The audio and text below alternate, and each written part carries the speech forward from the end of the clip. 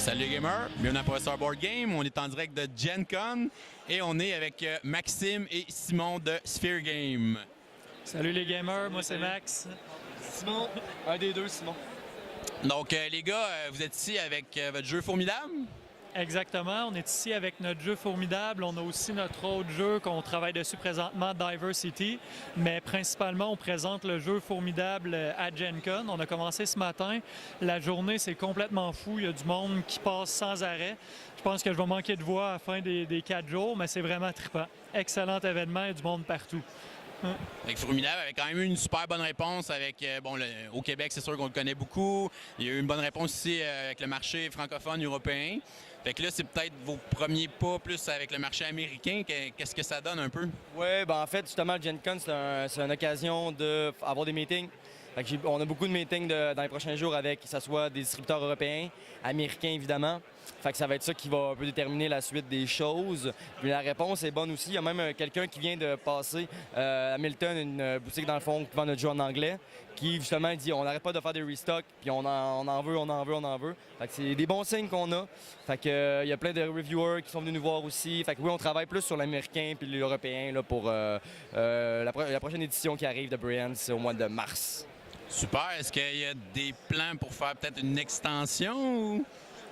Probablement. J'ai plusieurs idées en tête. Ça va être à travailler parce que présentement, on travaille à une réimpression du jeu parce que les copies qu'on avait, on en avait fait imprimer 3000, puis dont 1000 pour Kickstarter, puis les 2000 excédentaires qu'on avait, tout ce qui nous reste est ici. Fait qu'on n'en avait plus assez pour distribuer, entre autres aux États-Unis, en Allemagne, en Italie. Fait que présentement, on retravaille principalement à faire une deuxième édition du jeu pour ces pays-là où on ne pouvait pas distribuer parce qu'on n'en avait pas assez. Puis ensuite, peut-être bien une extension. C'est sûr, ce sera un projet qui nous intéresserait à court et moyen terme. Super. Et est-ce que vous pouvez nous parler un petit peu de Diversity, votre prochain projet? Oui, en fait, Diversity, qui est une coopérative qui est en lien, dans le fond, avec... nous, on représente des plongeurs et on doit sauver des récifs coraux, des pêcheurs qui utilisent la dynamite, les hôtels qui mettent leurs poubelles dans l'océan et des huiles de forage, dans le fond, justement, là, de pétrole qui polluent les océans.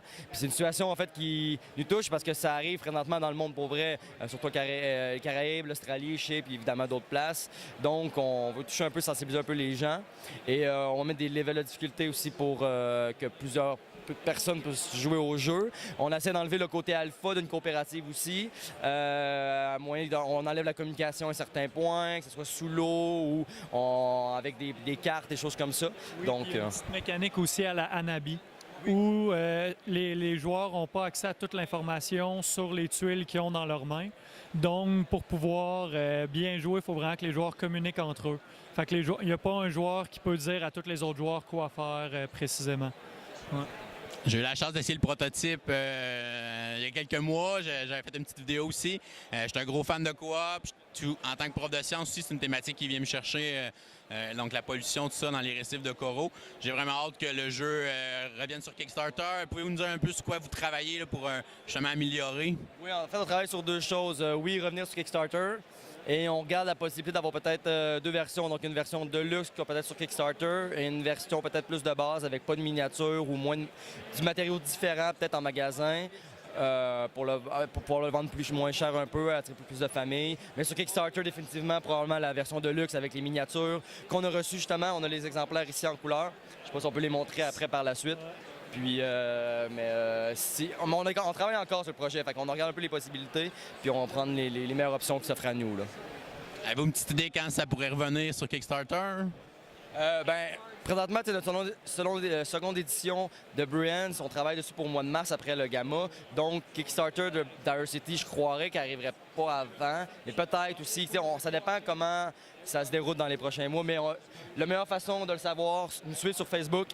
On va mettre l'information disponible là. Et en attendant, on a un collègue qui travaille sur une application mobile de Diversity, justement qui est ici aujourd'hui, et qui recueille des emails pour essayer la version bêta.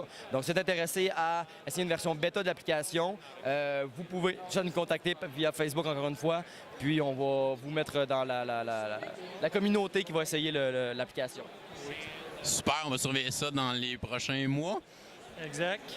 Puis c'est ça, si vous voulez en plus playtester la version bêta, nous on est ouvert à tous les commentaires puis tout. Fait que plus il y a de gens qui playtestent, mieux c'est pour nous parce que plus il y a de jeux, de parties qui sont jouées, meilleur le jeu sera au final.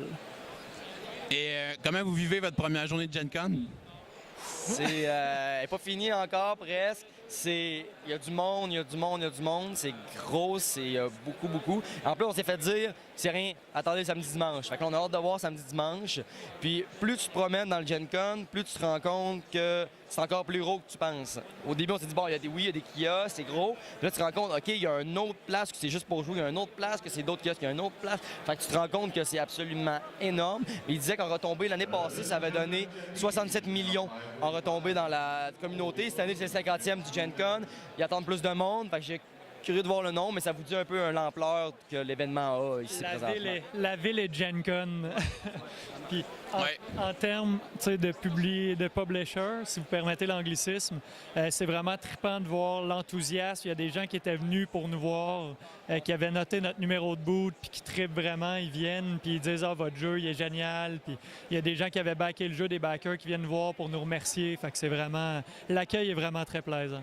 Les gens sont vraiment sympathiques. Peu importe qui on aborde, que ce soit pour essayer une démo, montrer un jeu, parler de nos projets qui sont en lien avec les board games, le monde sont vraiment sympathiques. C'est vraiment une belle communauté. Ouais. La journée a bien commencé. On avait notre mascotte qui a pris un break pour le moment parce qu'il fait chaud à l'intérieur. Mais après une photo avec Tom Vassell, un petit selfie, la journée a bien commencé. Les distributeurs viennent nous voir justement aussi. Fait que c'est intéressant de voir que c'est pas juste d'aller voir les gens, mais ils viennent nous voir aussi. Fait que ça démontre un intérêt des deux côtés. Fait que c'est plaisant. Là. C'est un échange, puis longue vie à la communauté des board gamers. En tout cas, en voyant Gen Con, on voit que c'est fort.